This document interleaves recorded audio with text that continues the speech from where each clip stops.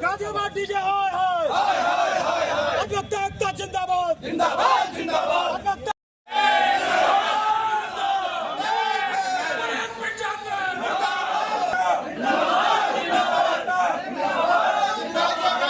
Police प्रशासन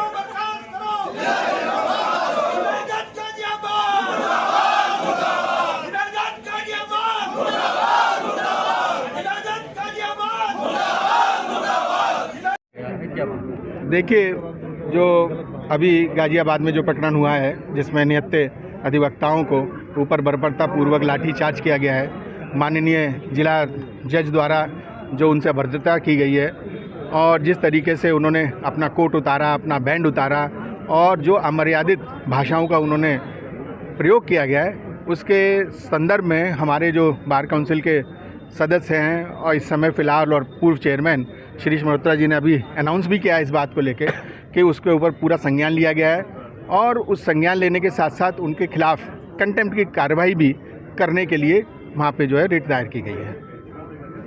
और अगर किसी तरीके की कोई गुंजाइश नहीं मानी जाती है, कोई बातें, देखिए, ये बार काउंसिल का आह्वान था, उसी पे हम लोगों ने ये जो है अपना ज्ञापन दिया है और विरोध मनाया है और विरोध दिवस जो भी है हमारा इसी के ऊपर है। जो बाकी जो गाइडलाइन वहाँ से आएंगी उसके हिसाब से कार्रवाई करेंगे। पुलिस के लेके जो आपने कहा कि उन पर भी कार्रवाई होनी चाहिए, वो पुलिस के लिए इसलिए खास तौर से देखिए, एक कॉरिडोर है हमारे यहाँ, एक डेकोरम है। जब हम किसी कार्यालय में या किसी कक्ष में, जज के किसी न्यायिक कक्ष में घुस जाते हैं तो उसके बाद पुलिस का कोई औचित्य रह नहीं जाता है। उसमें सिर्फ हम और कोर्ट, क्योंकि कोर्ट ऑफ द ऑफिसर हैं हम, और सामने जज वो रहता है। ऐसे में इस तरीके की अमर्यादित भाषा प्रयोग करना, पुलिस को बुलाना, बाकायदा खाली कराने के लिए उस पर लाठीचार्ज करना, ये एक बहुत ही गलत काम हुआ है वहाँ पे, जिसकी हम लोगों ने कभी सपने में भी आज तक, जब से मुझे लग रहा है कि मैं तो बहुत छोटा हूँ, भले ही मेरी वकालत 30, 35, 32 साल की हो गई है, जो मुझसे पूर्वज होंगे मेरे भी, या बार काउंसिल में या बार एसोसिएशन में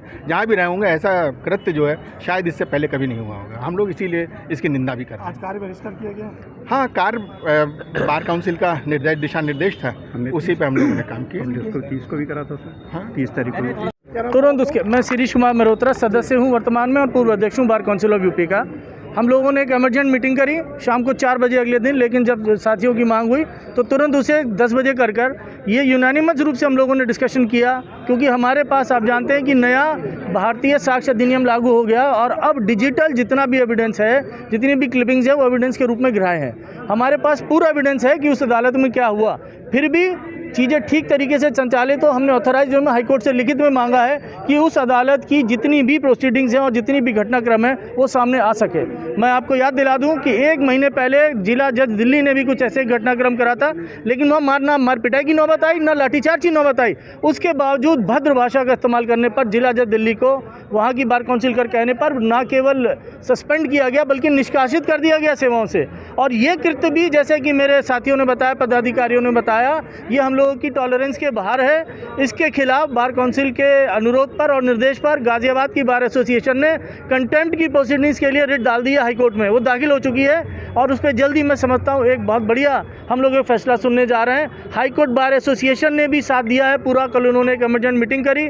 सुप्रीम कोर्ट बार एसोसिएशन से भी हम लोगों ने जब मांग करी है तो वो लोग भी साथियों के समर्थन में आ गए हैं। इस तरीके होना क्या चाहिए था, जिला जज को उस समय अगर बात बढ़ रही थी तो उन्हें अपनी अदालत में चला जाना चाहिए था। और जो उनके पास कानूनी अधिकार थे उसका वो इस्तेमाल करते, बखूबी करते।